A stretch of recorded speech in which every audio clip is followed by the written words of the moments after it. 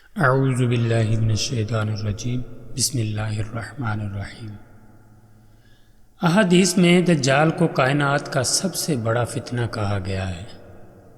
اس قدر عظیم فتنہ ہونے کے باوجود آخر کیا وجہ ہے کہ دجال کا ذکر قرآن مجید میں موجود نہیں؟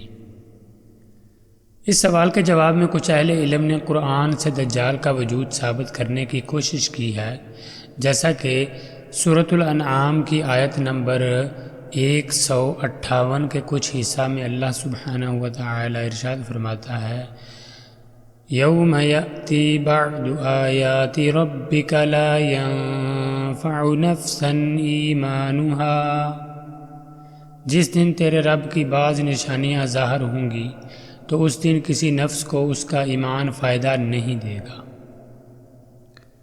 ایک حدیث سے معلوم ہوتا ہے کہ جن نشانیوں کا ذکر اس آیت میں ہے ان میں دجال بھی شامل ہے۔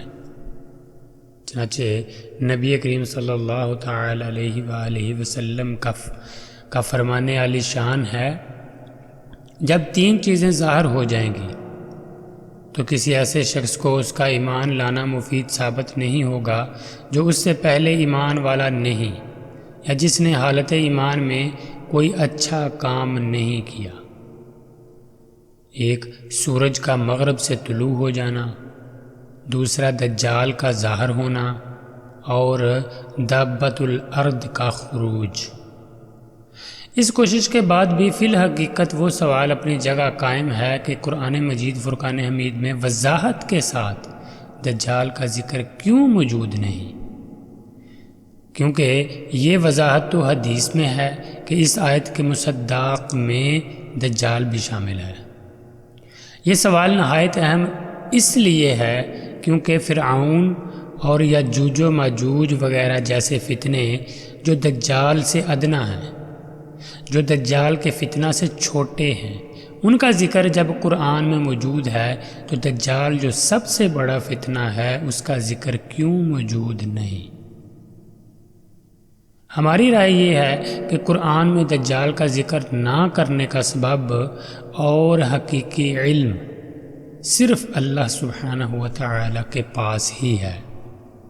چنانچہ حافظ ابن حجر رحمۃ اللہ نے بھی اس بارے میں یہی نتیجہ نکالا ہے کہ والعلم عند اللہ تعالی، اس کا حقیقی علم اللہ تعالی کے پاس ہی ہے۔ اور اگر کچھ غور کیا جائے تو قرآن میں دجال کے عدم ذکر کی حکمت یہ معلوم ہوتی ہے کہ حدیث کی اہمیت کو اجاگر کرنے کے لیے اللہ سبحانہ و تعالی نے بعض اہم امور کا ذکر قرآن کی بجائے صرف حدیث میں ہی کیا ہے، جیسا کہ دجال کا ذکر۔ اسی طرح غیر شادی شدہ زانی کے لیے 100 کوڑوں کے علاوہ 1 سال جلا وطنی کی سزا کا ذکر صرف حدیث میں ہی ملتا ہے۔